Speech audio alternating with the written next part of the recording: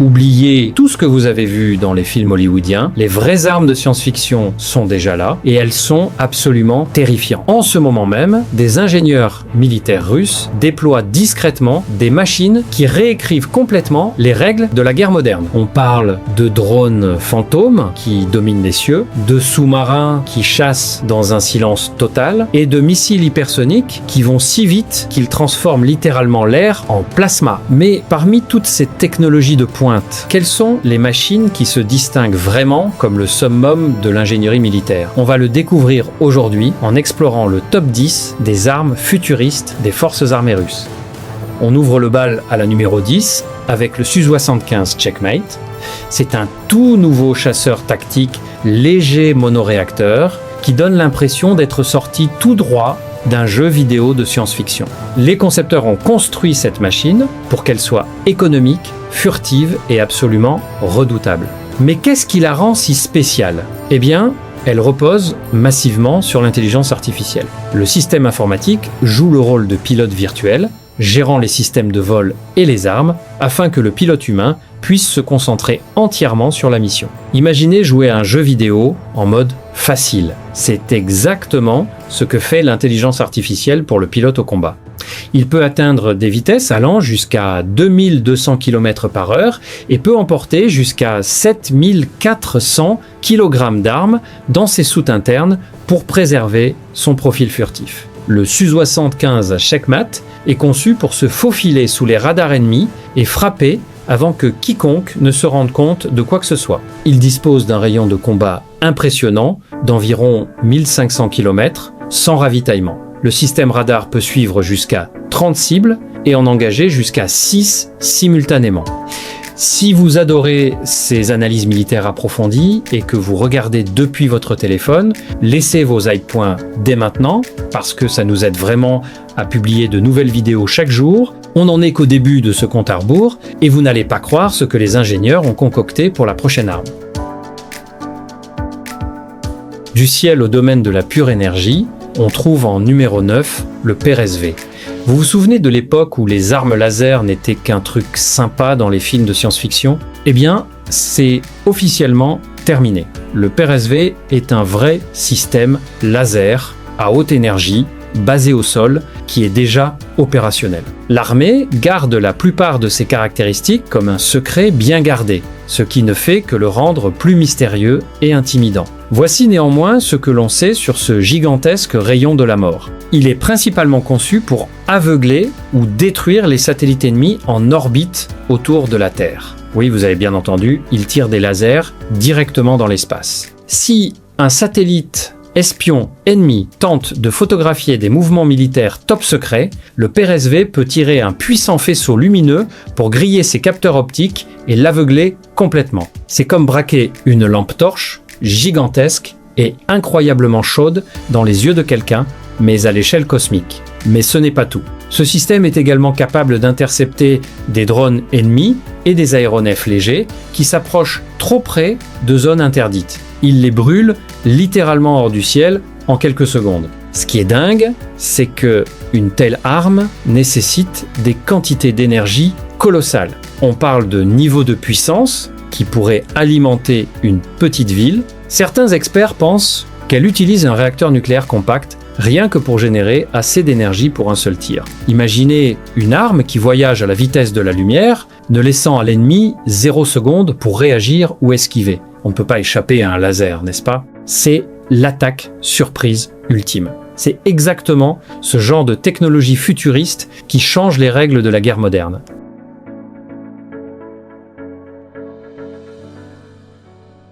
En numéro 8, on entre dans le monde du combat autonome, avec le 70 Okhotnik B, qui se traduit par chasseur. Vous vous souvenez quand j'ai mentionné l'intelligence artificielle du Su-75 Checkmate? Eh bien, le 70 Okhotnik B reprend ce concept en retirant complètement l'humain de l'équation. C'est un drone de combat furtif lourd, conçu pour servir d'ailier fidèle aux pilotes de chasse humains. Il est massif. Avec ses quelques 20 tonnes, il est à peu près de la même taille qu'un avion de chasse classique. Mais comme il n'y a pas de cockpit, pas de système de survie et aucune limite humaine à prendre en compte, les ingénieurs ont pu se concentrer entièrement sur le rendre furtif et meurtrier. Il ressemble à une immense aile volante, très similaire à un boomerang, ce qui le rend extrêmement difficile à détecter par les radars ennemis. L'idée, c'est qu'un pilote humain, dans un chasseur classique, peut contrôler plusieurs de ces drones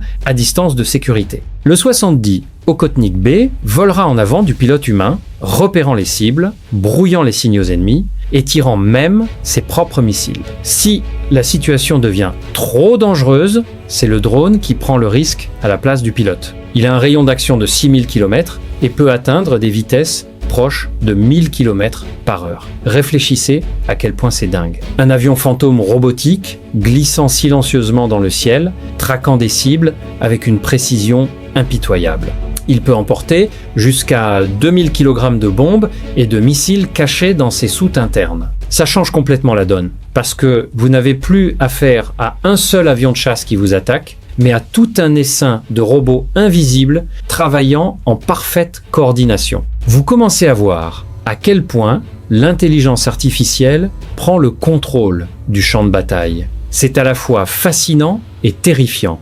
En plongeant dans les profondeurs sombres de l'océan, on trouve en numéro 7 le projet 545 Laika de la classe Husky. Les sous-marins ont toujours été les armes furtives ultimes, mais le Laika propulse la guerre sous-marine dans une toute nouvelle dimension. C'est un sous-marin à propulsion nucléaire en cours de développement, conçu pour être le prédateur absolu des mers. Ce qui rend le Laika si terrifiant, c'est son extrême polyvalence et son silence. Les anciens sous-marins étaient généralement construits pour une seule mission bien précise, soit chasser d'autres sous-marins, soit lancer de gigantesques missiles nucléaires sur des villes. Le Laika est conçu pour faire les deux, selon les modules d'armement, que la marine décide de lui attacher.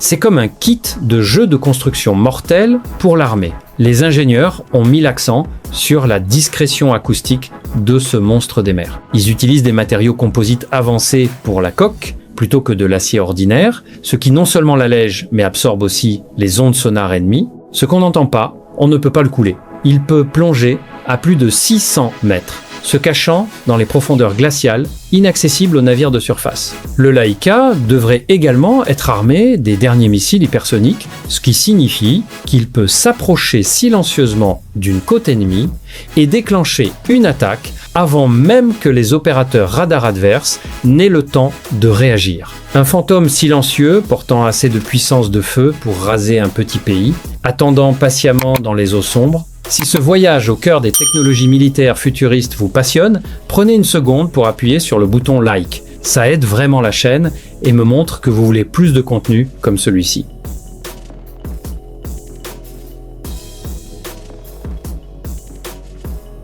Il débarque en trombe au numéro 6, le missile de croisière hypersonique Shkwad 2015. Le mot hypersonique revient en boucle dans l'actualité ces derniers temps, mais qu'est-ce que ça signifie vraiment ? Ça signifie la vitesse. Une vitesse absolue et irrésistible. Le Quad 95 est un missile de croisière hypersonique, longue portée, conçu pour être lancé depuis des avions bombardiers, alors que les missiles de croisière classiques volent à environ 800 km/h, ce qui les rend relativement faciles à intercepter avec les systèmes de défense modernes. Le Quad 25 joue selon des règles totalement différentes. Ce monstre vole à des vitesses dépassant Mach 5, soit plus de 6000 km/h. À cette vitesse, il génère un nuage de plasma surchauffé autour de lui en fendant l'atmosphère.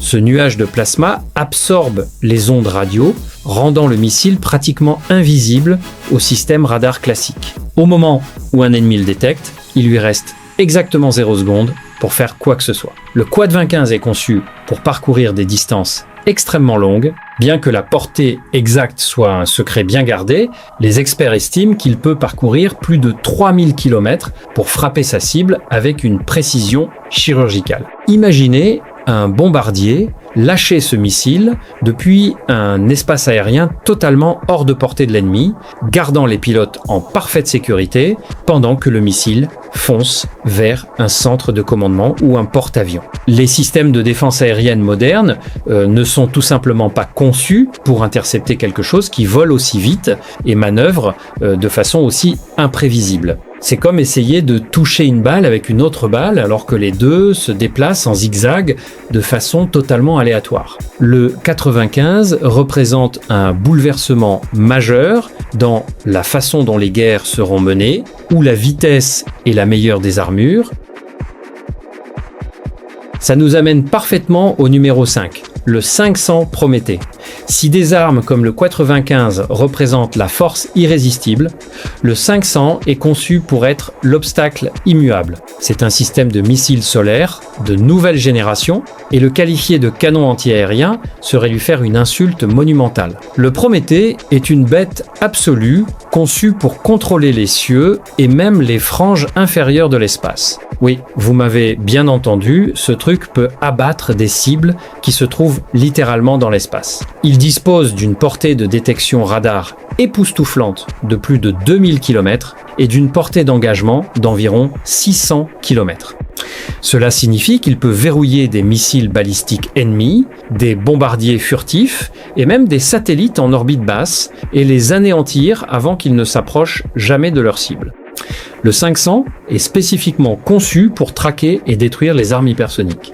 Ces systèmes informatiques traitent les informations si rapidement qu'il affiche un temps de réaction de seulement 3 secondes. Pour vous donner un ordre de grandeur, les anciens systèmes mettaient environ 10 secondes à réagir. Dans le monde de la guerre hypersonique, ces 7 secondes font toute la différence entre la vie et la mort. Le système peut simultanément pister et engager 10 missiles balistiques différents volant à des vitesses de 25 000 km/h.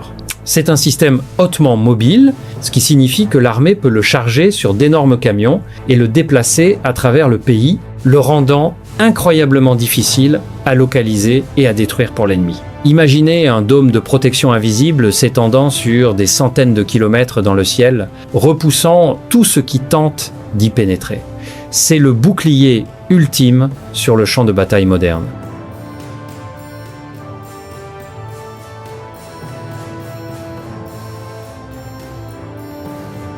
Il s'abat avec fracas à la numéro 4, le planeur hypersonique Avangard. Si vous pensiez que le Quad 25 était rapide, vous feriez peu, être bien, de vous asseoir. L'Avangard prend le concept de vitesse hypersonique et le pousse aux limites absolues de la physique. Ce n'est pas simplement un missile, c'est un planeur lancé dans l'espace au sommet d'un immense missile balistique intercontinental. Une fois qu'il atteint la lisière de l'atmosphère, l'Avangard se détache et entame sa descente vers la Terre. Mais il ne tombe pas simplement à la verticale comme une pierre. Oh non, ça serait bien trop facile à anticiper. Au lieu de ça, il plane à travers la haute atmosphère en rebondissant sur la frontière de l'espace comme un galet plat qui ricoche à la surface de l'eau. Et il fait ça à des vitesses de Mach 27, soit environ 33 000 km/h. À cette vitesse, la friction de l'air crée un bouclier de plasma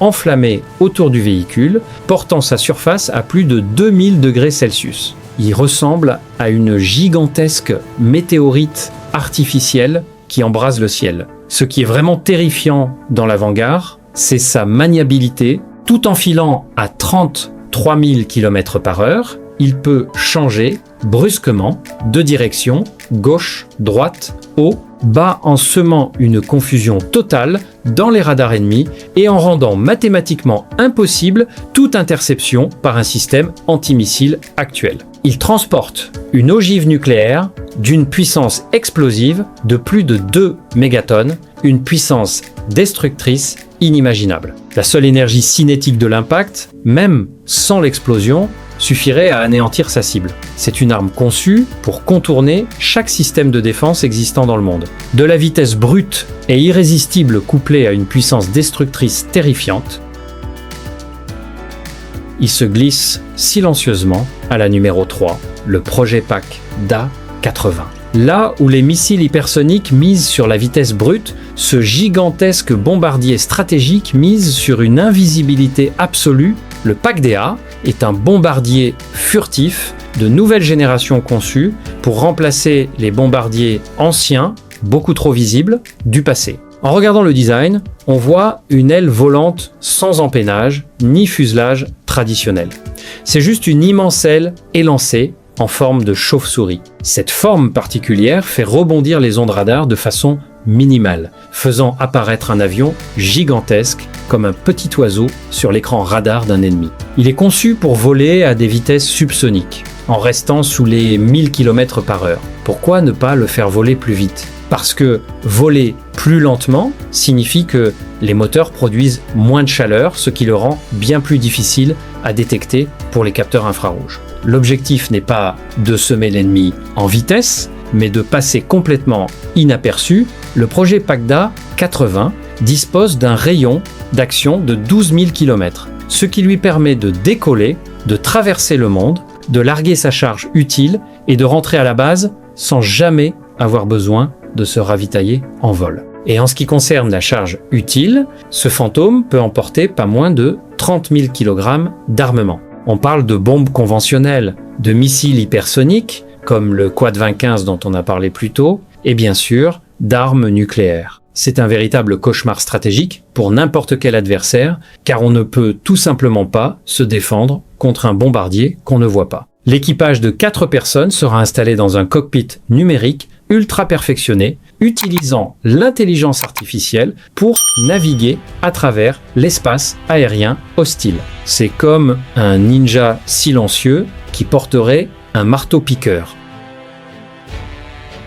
Accrochez-vous bien, parce qu'au numéro 2, on a le 9 M-Sept 130 Burevestnik.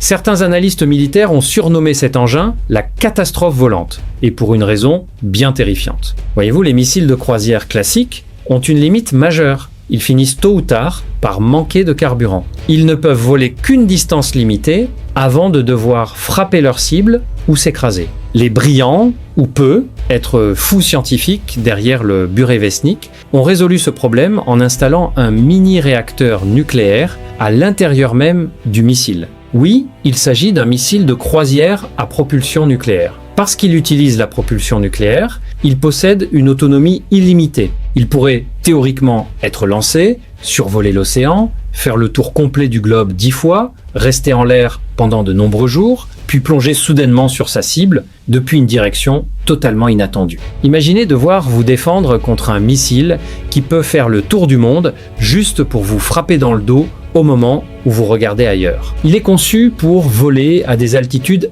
extrêmement basses, rasant le sol à seulement 50 mètres, ce qui le rend incroyablement difficile à détecter par radar avant qu'il ne soit bien trop tard. Bien qu'il ne vole qu'à des vitesses subsoniques d'environ 800 km/h, son endurance illimitée le rend dangereusement unique en son genre. Il peut rôder dans le ciel, réécrivant complètement les règles de la dissuasion stratégique. Cependant, construire un réacteur nucléaire volant est incroyablement risqué et des rapports font état de fuites radioactives lors des essais. En vol, il laisse derrière lui un sillage d'exhalaisons radioactives, en faisant une arme déjà contaminante avant même de déclencher son ogive nucléaire.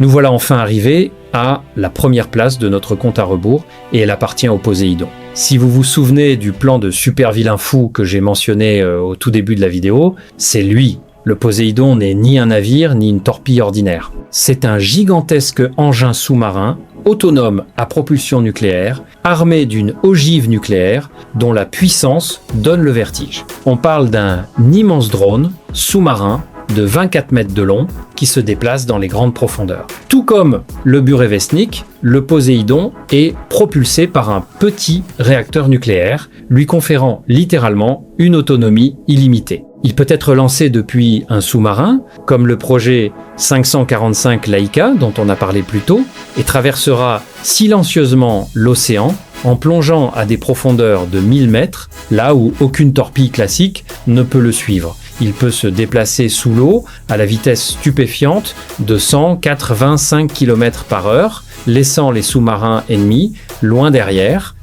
Mais ce qui est le plus terrifiant dans le Poséidon, c'est sa charge utile. Il est conçu pour transporter une ogive nucléaire d'une puissance allant jusqu'à 100 mégatonnes. Le plan n'est pas de couler un navire, le plan est de faire exploser ce monstre sous l'eau à proximité d'une côte ennemie. L'explosion qui en résulterait créerait un gigantesque raz-de-marée hautement radioactif, capable de raser des villes côtières entières, des bases navales et des ports, rendant les terres totalement inhabitables pendant de nombreuses années en raison de l'intense radiation.